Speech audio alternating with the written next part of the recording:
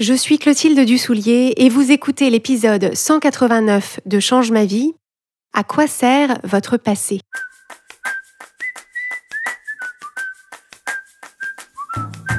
Bienvenue sur Change ma vie, outils pour l'esprit. Je suis Clotilde Dussoulier, Master Coach certifié, et sur ce podcast, je vous livre chaque semaine des outils précis et concrets pour comprendre les mécanismes de votre cerveau et de vos émotions et construire exactement la vie à laquelle vous aspirez. Cette semaine, nous allons parler de votre passé et de l'usage que vous en faites.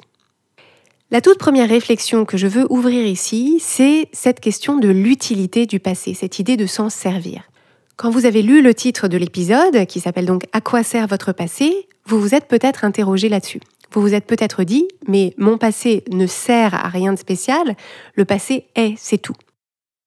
Et c'est justement là la grande erreur que font la plupart des gens.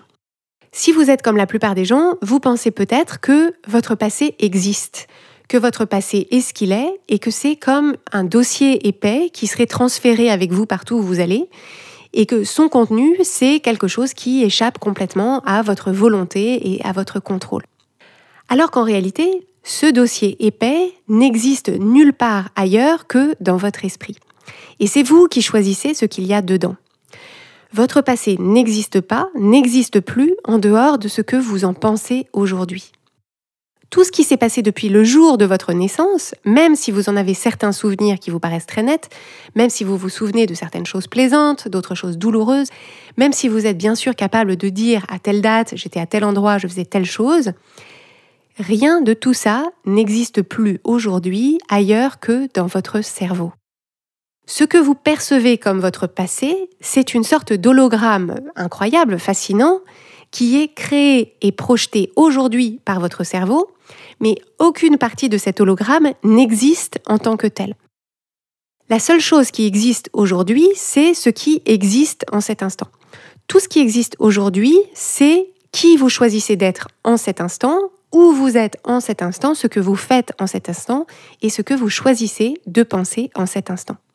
Donc ça peut sembler vertigineux, surtout que culturellement, on a tendance à se définir par cet hologramme qu'on appelle « mon passé » et on a tendance à construire notre identité dessus.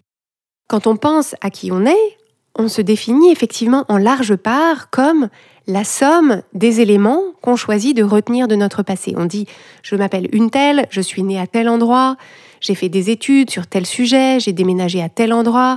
J'ai eu telle maladie ou tel accident, ou j'ai vécu tel traumatisme, telle épreuve, j'ai fait tel choix à tel moment, il m'est arrivé telle chose, et donc le résultat, c'est qui je suis aujourd'hui.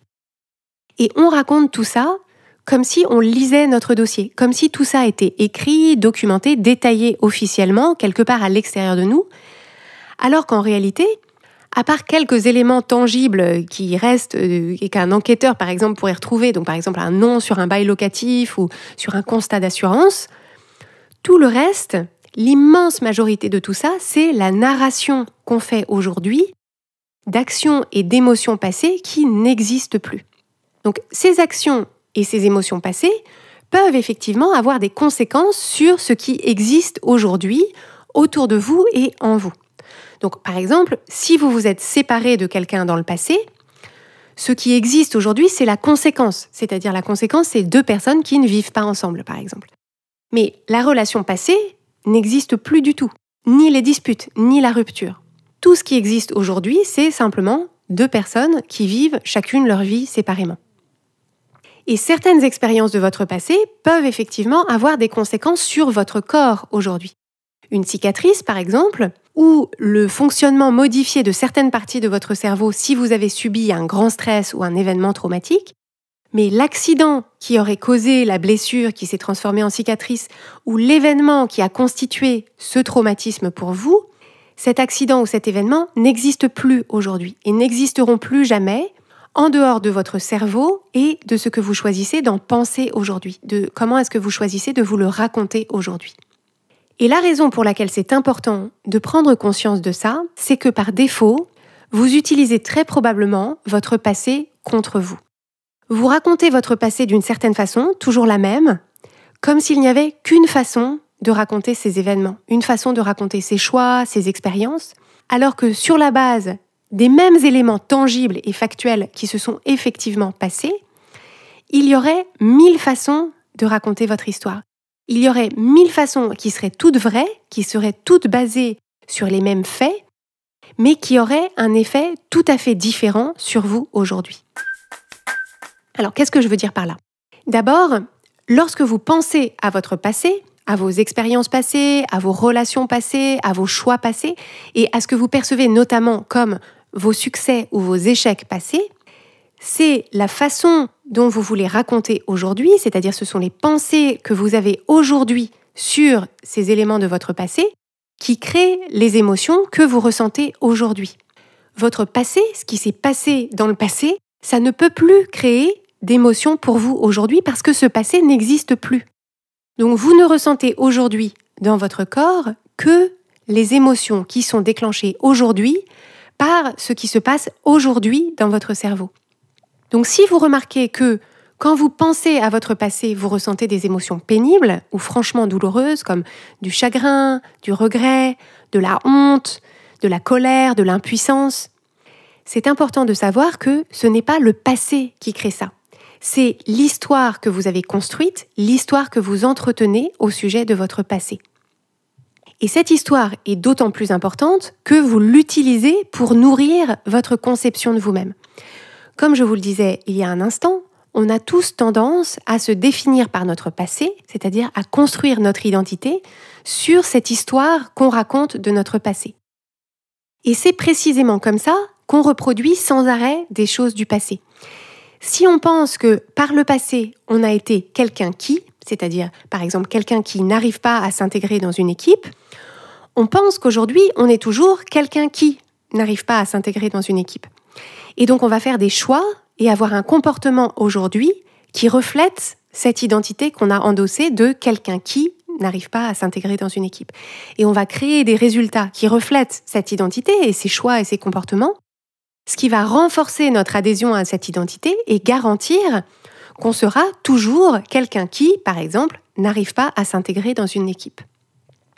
Et ça, c'est une très bonne nouvelle, parce que cette histoire que vous avez construite, cette histoire que vous entretenez et sur laquelle vous construisez votre identité, elle vous appartient à 100%. Et donc, si cette histoire ne vous plaît pas, si cette histoire ne vous aide pas, si vous n'avez pas envie de la répéter, vous avez la possibilité à tout moment de la changer. Vous avez la possibilité à tout moment de choisir de raconter une autre histoire, de choisir un autre arc narratif. Vous avez la possibilité de vous donner un autre rôle, d'éclairer les mêmes faits sous un autre angle, de les interpréter d'une autre façon, en tirant des conclusions différentes pour que cette histoire du passé soit au service de votre présent et de votre futur, plutôt que ce boulet que vous traînez à votre pied et qui vous empêche d'avancer.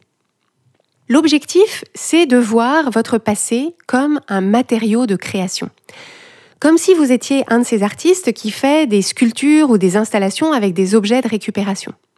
Je pense par exemple à un artiste dont j'ai vu une exposition à la Halle Saint-Pierre il y a quelques années. Cet artiste s'appelle Gilbert Paire, donc c'est P-E-Y-R-E. Gilbert Paire, il fait des machines animées qui sont extraordinaires. Des machines qui sont pleines d'humour, de poésie, qui émerveillent. Et il les fabrique entièrement à partir de toutes sortes d'objets de récupération de toutes sortes, dont on pourrait très facilement penser que ce sont des objets sans valeur, des détritus. Et on pourrait très facilement se détourner de ces objets, les jeter à la poubelle. Mais c'est son regard, son imagination et sa vision de ces objets, et la façon dont il les met ensemble et dont il les met en scène, qui en fait quelque chose de complètement nouveau, quelque chose d'utile, quelque chose qui donne à réfléchir, qui surprend, qui émerveille. Et donc, si votre passé est à l'image de ces objets que Gilbert Paire réutilise, si votre passé est entièrement un matériau de création qui est à votre disposition, entièrement au service de votre vision artistique pour votre vie, à quoi est-ce que ce passé peut vous servir ? La première utilité du passé, c'est de vous servir à renforcer votre confiance en vous, en votre capacité à résoudre des problèmes, à trouver des solutions, à imaginer des choses et les accomplir, à oser, à rebondir et à surmonter des obstacles. Si vous êtes encore vivant, ce que je peux supposer si vous écoutez ce podcast, si vous êtes encore vivant aujourd'hui, encore vivante, c'est la preuve absolue que vous êtes capable de résoudre des problèmes, de trouver des solutions, d'imaginer des choses et de les accomplir, que vous êtes capable d'oser, de rebondir et de surmonter des obstacles. Et donc c'est à vous de rassembler tous ces éléments de votre passé qui vont dans ce sens et de vous les raconter sous cet angle-là pour apporter à votre cerveau des preuves que vous êtes quelqu'un qui résout des problèmes, quelqu'un qui trouve des solutions, quelqu'un qui imagine des choses et les accomplit, quelqu'un qui ose, quelqu'un qui rebondit, quelqu'un qui surmonte des obstacles. Et vous pouvez bien sûr choisir toutes sortes d'autres talents, toutes sortes d'autres forces que vous avez envie de renforcer dans votre conception de vous-même. Quelqu'un qui se fait des amis partout où il va, par exemple. Quelqu'un qui sait écouter, quelqu'un qui est habile de ses mains, quelqu'un qui sait travailler sous pression. Tout ce que vous voulez renforcer, qui reflète la personne que vous avez envie de continuer à être ou d'être plus ou plus souvent, aujourd'hui et demain. Ça n'a pas besoin d'être des choses phénoménales ou hors du commun qui vous feraient passer à la télévision, mais remarquez toutes les fois où, quand vous vous proposez de revisiter votre passé de cette façon, quand vous vous proposez de mettre en lumière toutes les choses que vous avez accomplies, toutes les choses que vous avez réussi à faire, vous pouvez remarquer que vous avez votre Elga intérieur. Donc Elga, c'est en référence à l'épisode 165 de Change ma vie, qui s'appelle Elga et Gigi. Donc vous pouvez remarquer quand vous avez votre Elga intérieur qui vous dit « oui mais ça c'est nul, oui mais ça tout le monde en est capable, oui mais ça j'ai eu beaucoup de mal et oui mais ça au final ça n'a pas marché ». Donc remarquez simplement ces pensées de dévaluation de vous dans le passé, parce que ce sont précisément elles qui vous empêchent d'utiliser ce passé à votre profit. C'est comme si Gilbert Père, notre artiste de récupération, regardait les vieux objets et disait « oui mais ça c'est nul, oui mais ça c'est moche, oui mais ça sert à rien ». Le talent et le génie d'un Gilbert Père, c'est justement de voir l'importance, la beauté, l'utilité de tous ces objets. Et donc c'est à vous de voir l'importance, la beauté, l'utilité dans tous ces éléments de votre passé. Et bien sûr, par le même phénomène d'auto-perpétuation que j'ai souligné tout à l'heure, si vous choisissez de vous raconter votre histoire comme l'histoire de quelqu'un qui, donc par exemple quelqu'un qui se fait des amis partout où il va, c'est exactement ça que vous allez reproduire partout où vous irez. Parce que si c'est votre conception de vous-même, vous arriverez partout à l'aise et ouvert parce que vous pensez que vous vous faites des amis partout où vous allez. Et donc partout où vous allez, immanquablement, vous vous faites des amis. Donc vous pouvez utiliser votre passé pour renforcer les forces, les qualités, les talents dont vous avez fait preuve par le passé. Mais en contrepoint, la grande utilité de votre passé, et celle à côté de laquelle je ne veux pas que vous passiez, c'est de vous permettre de prendre de meilleures décisions aujourd'hui et demain. Quand vous pensez à des situations passées où vous avez rencontré des difficultés ou des obstacles que vous n'auriez pas réussi à surmonter, quand vous pensez à des situations dans lesquelles vous avez abandonné un objectif ou dans lesquelles vous estimez que vous avez échoué, il y a fort à parier pour que vous vous en serviez surtout pour vous juger, vous déprécier, vous désespérer, et que, par conséquent, vous évitez plutôt le sujet entre vous et vous. Vous ne vous en parlez pas. Donc en fait, vous avez mis cet épisode pénible dans une sorte de cagibi au fin fond de votre maison intérieure. Vous avez fermé à double tour, vous avez cloué des planches sur la porte et vous avez mis une pancarte qui dit « Danger, ne pas entrer » avec une tête de mort dessus. Et donc ça, on comprend parfaitement pourquoi vous avez fait ça. C'est pour éviter de ressentir les émotions que vous créez pour vous-même avec vos pensées au sujet de cet épisode. Donc ce qui est enfermé dans le cagibi, ce n'est pas le passé, ce sont vos pensées au sujet du passé. C'est la seule chose qu'il y a là-dedans et c'est ça que vous redoutez.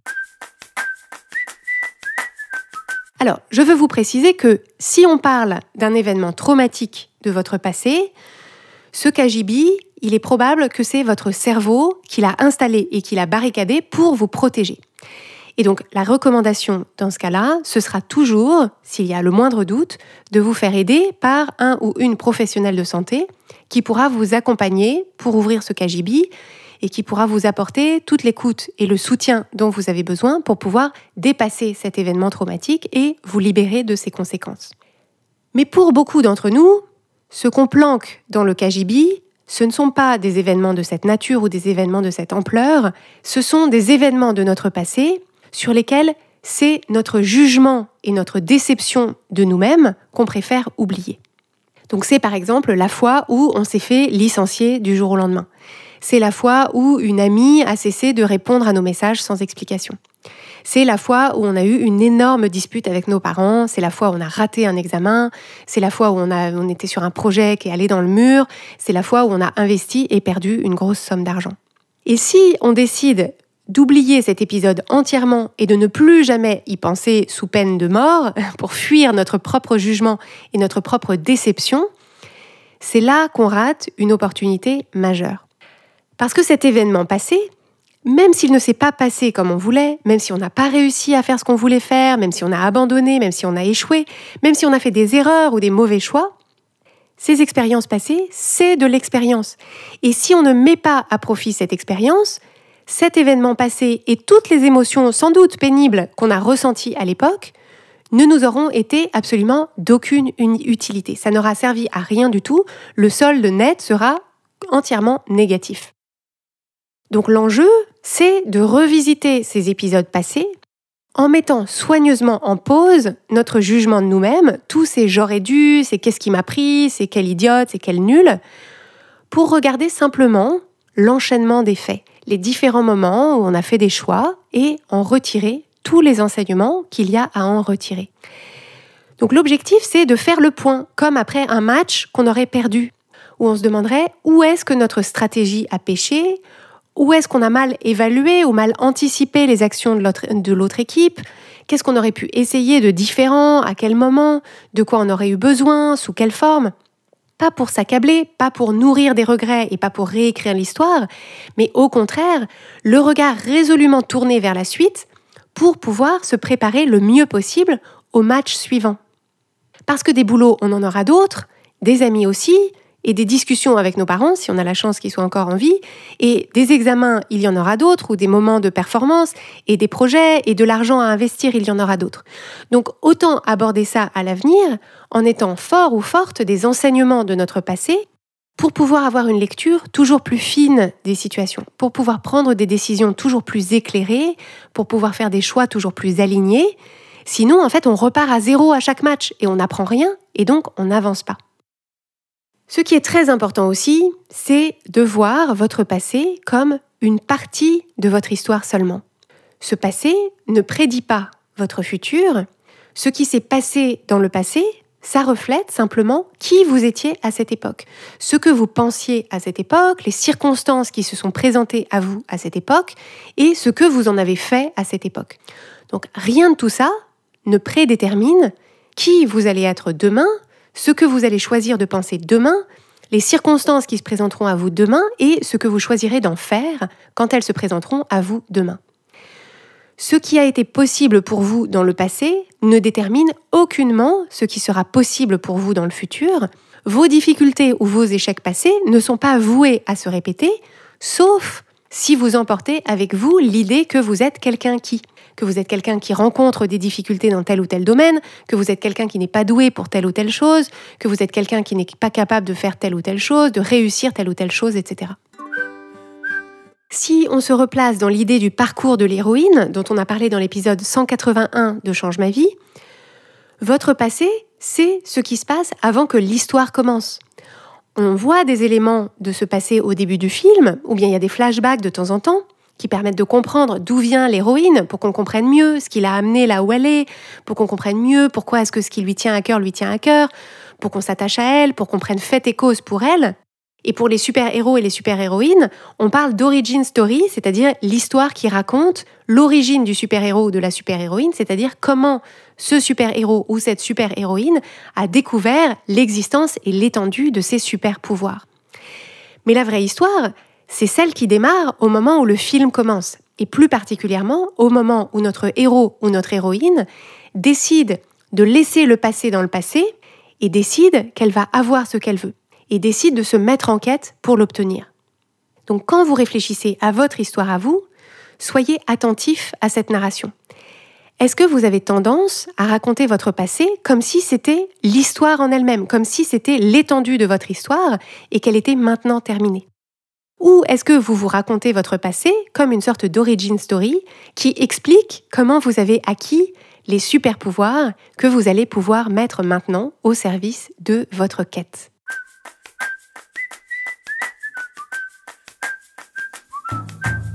Si vous voulez aller plus loin dans la mise en place des outils que je vous présente sur Change ma vie, si vous voulez les intégrer au quotidien et durablement, notre programme de coaching est fait pour vous, quelle que soit votre situation personnelle ou professionnelle.